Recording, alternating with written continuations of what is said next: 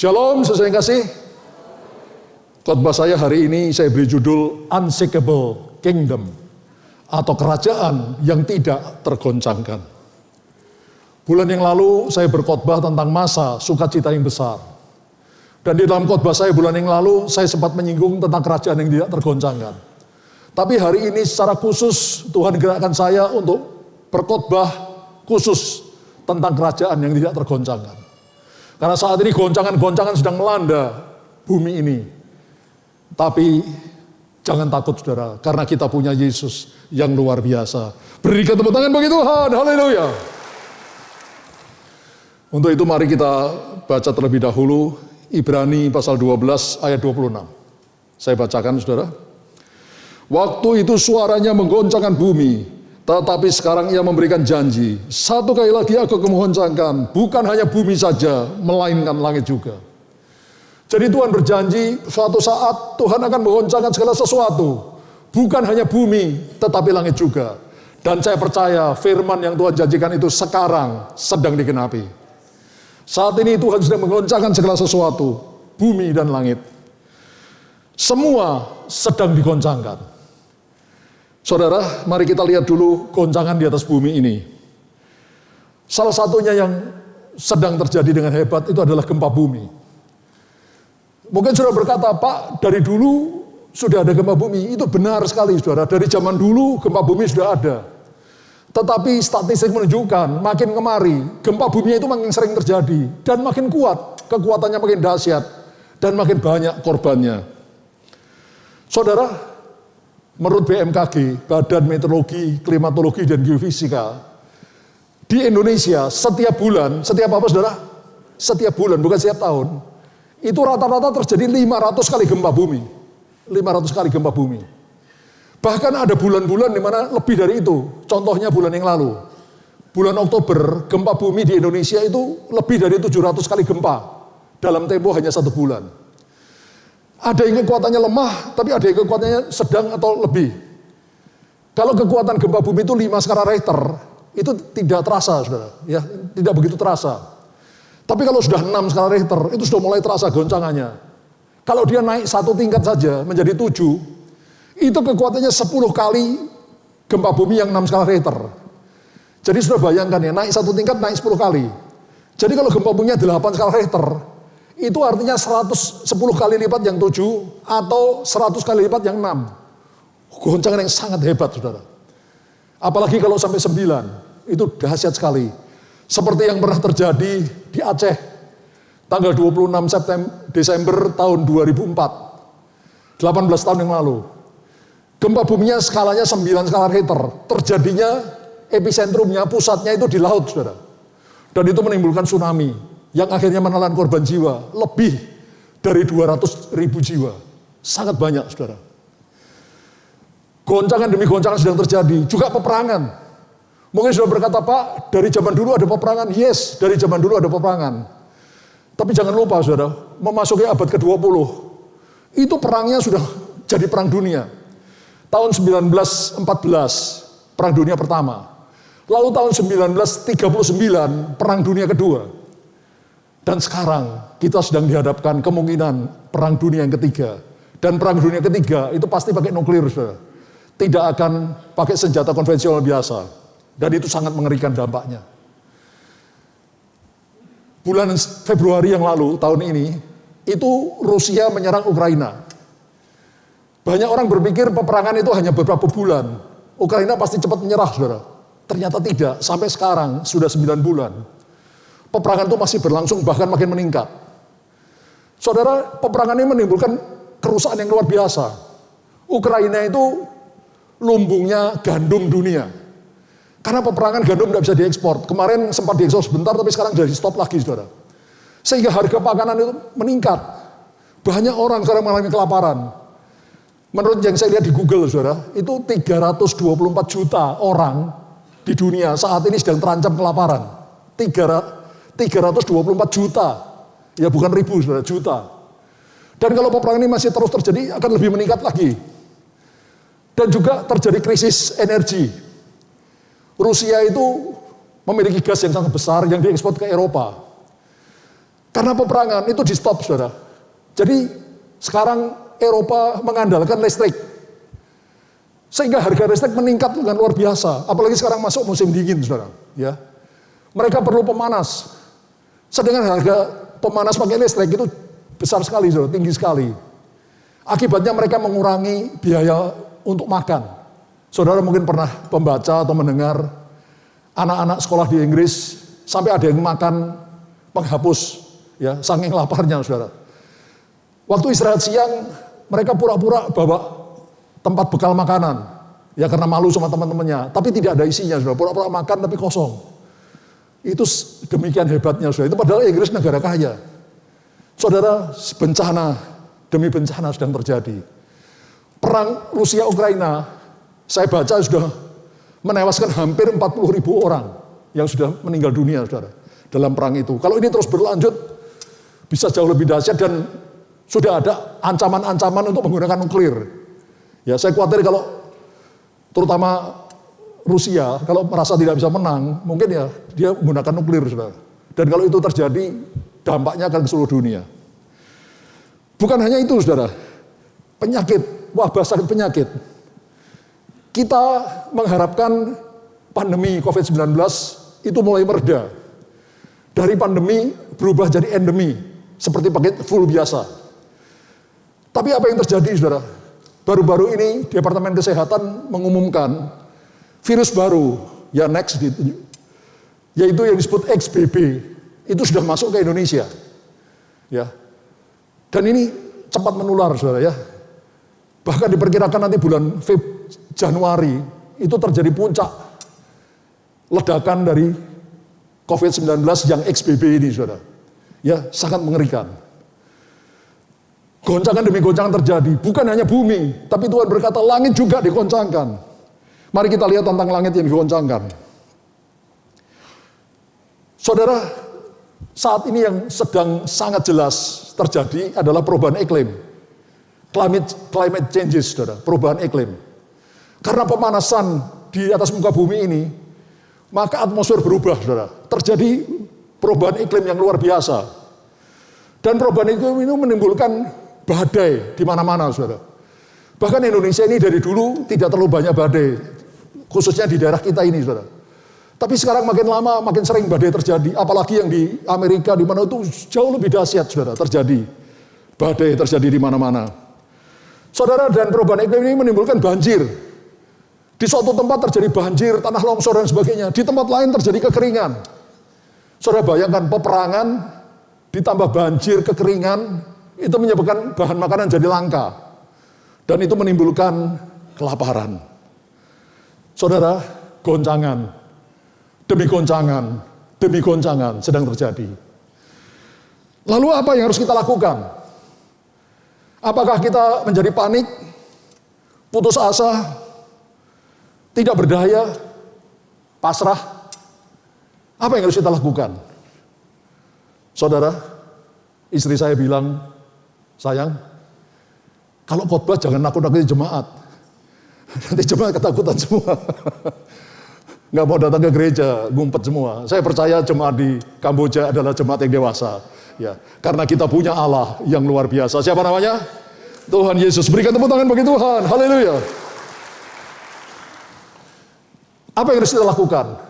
Putus asa, takut, tidak berdaya, bersembunyi. Katakan dengan tegas tidak. Katakan lagi dengan tegas tidak. Jangan lakukan itu, saudara. Tapi apa yang harus kita kerjakan? Lakukan sekurang-kurangnya, paling sedikit 3 hal ini, saudara. Yaitu pertama, tetap tinggal dalam kerajaan yang tidak tergoncangkan. Katakan, tinggal dalam kerajaan tidak tergoncangkan. Tetap tinggal dalam kerajaan tidak tergoncangkan. Mari saya bacakan ayatnya, saudara. Ibrani 12 ayat 27. Ungkapan satu kali lagi menunjukkan pada perubahan pada apa yang dapat digoncangkan. Karena ia dijadikan supaya tinggal tetap apa yang tidak tergoncangkan. Jadi Tuhan ini sengaja mengizinkan goncangan demi goncangan terjadi, supaya tinggal tetap apa yang tidak tergoncangkan. Saudara, kalau semua sedang digoncangkan, lalu ada satu yang tidak tergoncangkan, semua mata pasti melihat ke situ, saudara. Dan orang akan lari ke tempat yang tidak tergoncangkan itu untuk menyelamatkan diri. Betul atau betul? Itu tujuan Tuhan. Jadi kalau dengar baik-baik saudara, kalau betul Tuhan Yesus mau segera datang, goncangan-goncangan tidak akan mereda saudara. Bahkan makin keras terjadi. Tuhan akan menggoncangkan segala sesuatu. Apa tujuannya? Supaya tinggal tetap apa yang tidak tergoncangkan. Supaya orang melihat ada satu yang tidak tergoncangkan. Yaitu apa saudara? Kerajaan Allah tidak tergoncangkan. Dan semua orang akan lari ke situ untuk menyelamatkan diri. Do you understand? Berikan tepuk tangan bagi Tuhan. Haleluya. Saudara, untuk itu, tetap tinggal dalam kerajaan yang tidak tergoncangkan. Seperti bangsa Israel, tinggal di tanah Gosen. Saudara, kita tahu pada zaman Musa, untuk mengeluarkan bangsa Israel dari tanah perbudakan di Mesir dan dibawa ke tanah perjanjian Kanaan, yang bagi kita adalah surga yang mulia, maka Tuhan melepaskan 10 tulah di Mesir. Tulah demi tulah yang semakin hebat itu terjadi. Bangsa Israel tinggal di tengah-tengah bangsa Mesir, saudara. Di tanah Mesir, di tanah Gosen. Tapi sekalipun goncangan terjadi, mereka terlindung dari goncangan. Saudara, saudara dan saya, umat Tuhan, juga tinggal di bumi ini. Ketika bumi ini digoncangkan, kita kena ada. Nah, mikir ya. Saya mau kasih contoh yang sederhana. Misalkan harga beras sekarang berapa, Pak? 10.000 ya? 10.000 per kilo ya, kira-kira lah. Kalau salah nggak apa-apa. Kalau salah beli sama Ibu Winda. Misalkan sekarang harganya 10.000. Nanti tiba-tiba beras jadi 20.000. Kita beli beras harganya berapa? Halo? Beras harganya 10.000, tiba-tiba naik jadi 20.000 karena goncangan. Kita anak-anak Tuhan beli beras harganya berapa? 20.000, nggak mungkin kita beli 10.000 kecuali ada subsidi dari Ibu Winda, ya kan? Nah, tetapi saudara, Tuhan sanggup menjaga melindungi kita. Tuhan sanggup memberkati kita, menjaga melindungi, melakukan mujizat bagi kita. Sehingga anak-anak Tuhan, saya percaya tidak ada yang mati kelaparan. Berikan tepuk tangan bagi Tuhan, haleluya. Do you understand? Kita tinggal di dalam dunia, tapi sekalipun dunia bergoncang, Tuhan sanggup menjaga, melindungi anak-anaknya. Sehingga anak-anaknya tetap di dalam berkat Tuhan, di dalam perlindungan Tuhan. Saudara yang kekasih, tetapi untuk itu, pastikan bahwa kita sungguh-sungguh sudah menjadi warga negara kerajaan Tuhan, kerajaan Allah, kerajaan surga. Saya akan baca ayatnya, Filipi pasal 3 ayat 20. Karena kewargaan kita, kata Rasul Paulus pada jemaat di Filipi, adalah di dalam surga. Saudara, dengar baik-baik. Kita punya 2 kewarganegaraan. Secara jasmani kita warga negara Indonesia. Tetapi secara rohani kita warga negara kerajaan surga. Siapa warga negara kerajaan surga di sini? Angkat tangan tinggi-tinggi. Saudara akan terlindung di dalam kerajaan surga. Kalau saudara sungguh-sungguh ada dalam kerajaan surga. Saudara yang kekasih, bagaimana sih caranya kita jadi warga negara kerajaan surga? Tidak ada cara lain. Bertobat dan terima Yesus sebagai Tuhan Juru Selamat. Bukan hanya di bibir, tapi dalam hati, dalam hidup saudara. Sekalipun saudara orang Kristen sejak lahir seperti saya. Tapi kalau saudara tidak pernah bertobat, terima Yesus sebagai Tuhan Juru Selamat pribadi, lahir baru, engkau bukan warga negara kerajaan surga. GBI percaya saudara, kalau anak-anak itu ikut orang tua. Bayi, anak-anak, balita ikut orang tuanya. Kalau orang tuanya selamat, anaknya selamat. Tapi setelah anak itu bisa memilih, bagi GBI itu umur 12 tahun, mereka harus memilih, terima Yesus atau menolak Yesus. Harus pilih sendiri. Dan kalau mereka terima Yesus, mereka berubah menjadi warga negara kerajaan surga. Do you understand? Berikan tepuk tangan bagi Tuhan, haleluya. Lalu perhatikan satu hal lagi saudara, yang perlu saudara simak baik-baik. Filipi 3 ayat 20. Karena kewargaan kita adalah di dalam surga. Dan dari situ, dari mana? Dari situ, dari dalam kerajaan surga itu, karena kita warga negara kerajaan surga, Kita menantikan Tuhan Yesus Kristus. Kita menantikan kedatangan Tuhan Yesus Kristus yang kedua kalinya. Sebagai juru selamat yang akan mengubah tubuh kita yang hina ini. Sehingga menjadi serupa dengan tubuhnya yang mulia. Saudara, firman Tuhan mengajarkan. Darah dan daging tidak akan mewarisi kerajaan surga. Saudara tidak bisa masuk ke dalam surga dengan tubuh darah dan daging ini. Karena darah dan daging tidak bisa mewarisi kerajaan surga. Karena itu, saudara, ketika nanti kita rapture, Tuhan harus merubah tubuh kita yang hina ini, darah dan daging. Tubuh yang bisa berdosa, diubah menjadi tubuh yang tidak bisa berdosa. Tubuh yang sempurna, tubuh yang seperti tubuhnya Kristus. Ketika bangkit dari antara orang mati. Mungkin sudah bertanya, loh Pak, gimana Pak kalau kita sudah mati duluan Pak? Enggak apa-apa. Kalau kita mati duluan, Alkitab mengajarkan, ketika Yesus datang, yang mati dalam Kristus akan lebih dahulu bangkit, mengenakan tubuh kemuliaan, yang masih hidup mengenakan tubuh kemuliaan, lalu sama-sama rapture, masuk ke dalam surga. Do you understand? Karena itu pastikan, saudara dan saya sudah menjadi warga negara kerajaan surga, dan tetap tinggal di dalam kerajaan surga, untuk seterusnya. Berikan tepuk tangan bagi Tuhan, haleluya. Dan jangan pernah keluar dari situ. Jangan pernah keluar dari kerajaan surga. Ya, banyak orang berpikir, saya sudah selamat, sekali selamat, tetap selamat. No way. Itu bukan ajaran Alkitab. Kalau saudara keluar dari kerajaan surga, keselamatan itu hilang. Bagaimana caranya keluar? Saudara hidup dalam dosa. Saudara berdosa dan tidak mau bertobat. Terus hidup dalam dosa. Akhirnya, keselamatanmu hilang. Engkau keluar dari kerajaan Allah. Dan masuk kembali ke dalam dunia, keselamatanmu hilang. Karena itu pastikan saudara, jangan pernah. Sekali Yesus tetap Yesus. Jangan pernah keluar dari kerajaan surga sampai selama-lamanya. Sampai kita masuk dalam kerajaan surga yang kekal mulia selama-lamanya. Berikan tepuk tangan bagi Tuhan, haleluya. Bagaimana caranya supaya kita tetap tinggal dalam kerajaan yang tidak tergoncangkan, kerajaan surga? Caranya menempel kepada Yesus. Katakan menempel pada Yesus. Yesus berfirman, akulah pokok anggur, kamu ranting-rantingnya. Bila kamu tinggal dalam aku di dalam kamu, menempel, melekat. Kamu akan berbuah banyak. Di luar aku, kamu menjadi kering dan mati. Tiap hari, seperti saya ajarkan, lakukan saat teduh. Sediakan waktu menyendiri dengan Tuhan. Berdoa, memuji menyembah Tuhan. Baca Alkitab. Dan lakukan dalam hidup.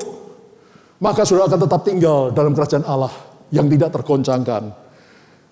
Ketika dunia tergoncang, saudara dijaga, dilindungi Tuhan, diberkati Tuhan. Dan ketika Yesus sebentar lagi datang, engkau dan aku akan ikut rapture, masuk dalam surga, kekal mulia selama-lamanya. Berikan sekali lagi kemuliaan bagi Tuhan, haleluya. Jadi di tengah goncangan yang sedang terjadi, dan kalau Yesus mau segera datang, benar-benar mau segera datang, goncangan ini akan makin kuat, tidak akan mereda. Tapi jangan takut, sekali lagi katakan jangan takut. Wah, ini yang ngomong cuma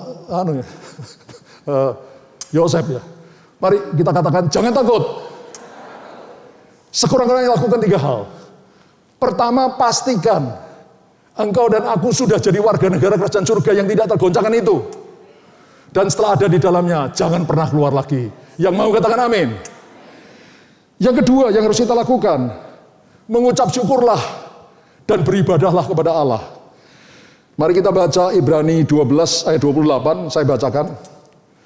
Jadi karena kita menerima kerajaan yang tidak tergoncangkan, marilah kita mengucap syukur dan beribadah pada Allah menurut cara yang berkenan kepadanya dengan hormat dan takut. Saudara, kita yang sudah ada dalam kerajaan yang tidak tergoncangkan, kita harus senantiasa selalu melakukan syukur. Katakan selalu mengucapkan syukur. Tadi hari ini, siapa yang belum mengucapkan syukur sama Tuhan? Saya sudah pagi hari ketika saya bangun, saya bersyukur, terima kasih Tuhan. Terima kasih Tuhan, aku bersyukur karena Engkau baik, sangat baik. Aku bersyukur untuk keselamatan yang sudah aku terima. Aku bersyukur untuk semua hal yang Kau berikan padaku. Terima kasih, aku bersyukur. Bukan hanya bersyukur senantiasa, tapi juga bersyukur dalam segala hal. Itu yang dituliskan oleh Alkitab. Dalam hal yang baik atau tidak baik, kita tetap bersyukur. Saudara yang kritis berkata, Pak, yang benar aja dong Pak Yongki. Masa kalau anak kita sakit, keluarga kita ada yang bermasalah, kita bersyukur. Tuhan, Terima kasih, anak saya sedang jatuh sakit, aku bersyukur. Bukan, saudara. Kita bukan bersyukur karena keluarga kita sakit, anak kita sakit, atau ada masalah. Kita bukan bersyukur untuk masalah itu. Tapi kita bersyukur bahwa di tengah sakit penyakit, di tengah masalah yang kita alami, ada Yesus yang luar biasa, yang sanggup menolong dan mengasihi kita. Berikan tepuk tangan bagi Tuhan, haleluya. Do you understand? Jadi sekali lagi, ucapkan syukur senantiasa, selalu ucapkan syukur. Mulutmu ini jangan mengucapkan keluh kesah. Tuhan kok gini, kok gitu. Keluh kesah, selalu bersungut-sungut dan macam-macam. Jangan, saudara. Tapi gunakan lidah dan bibirmu untuk menyembah Dia, untuk memuji Dia, untuk memuliakan Dia. Yang mau katakan amin. Dan dalam segala hal, yang enak mau tidak enak, tetap ucapkan syukur. Biarpun saudara sedang mengalami yang tidak enak, ketika kau terus bersyukur pada Tuhan, dalam keadaan itu, cepat atau lambat, engkau akan lihat tangan Tuhan yang perkasa akan diulurkan untuk menolong saudara. Berikan tepuk tangan bagi Tuhan, haleluya. Mengucap syukurlah pada Tuhan senantiasa dalam segala hal. Dan yang kedua, beribadahlah kepada Tuhan dengan hormat dan takut. Kemarin saudara di MDPJ di Sentul, itu dari tim teologi GBI Gatot Subroto, itu menyampaikan pesan tentang beribadah. Hamba Tuhan itu menyampaikan, ada ayat-ayat firman Tuhannya, bahwa kalau orang beribadah, maka makin lama dia akan makin mirip dengan orang atau sesuatu yang dimana dia sembah itu. Jadi kalau saudara itu gemarnya menyembah uang, nyembah apa? Atau nyembah kedudukan, kekayaan dan sebagainya, lama-lama saudara akan menjadi mirip dengan dunia. Karena iblislah yang menguasai. Cinta akan uang, itu akar segala kejahatan. Ya, iblislah yang menguasai sehingga membuat orang cinta uang dan macam-macam. Kalau saudara terus yang engkau kejar, yang engkau dambakan siang dan malam seolah engkau menyembah harta, engkau menyembah uang, lama-lama engkau pasti akan jadi seperti iblis, saudara, seperti dunia ini. Tapi sebaliknya, kalau engkau terus menyembah Allah, cepat atau lambat, engkau makin hari akan menjadi makin serupa dengan Kristus. Yesus, putra Allah yang tunggal. Berikan tepuk tangan bagi Tuhan. Haleluya. Sudah dua hal yang kita dapatkan hari ini. Di tengah goncangan, tetap tinggal dalam derajat tidak tergoncangkan. Jangan pernah keluar dari situ. Dan yang kedua, tetap mengucap syukur dan beribadah kepada Allah dengan hormat dan takut. Yang ketiga, bagaimana sikap kita kepada Tuhan? Mari kita baca Ibrani 12 ayat 29. Saya bacakan, saudara. Sebab Allah kita adalah api yang menghanguskan. Saudara, banyak orang itu hanya ngerti, orang Kristen hanya ngerti bahwa Allah itu adalah kasih. God is love. Allah adalah kasih, itu 1000% benar.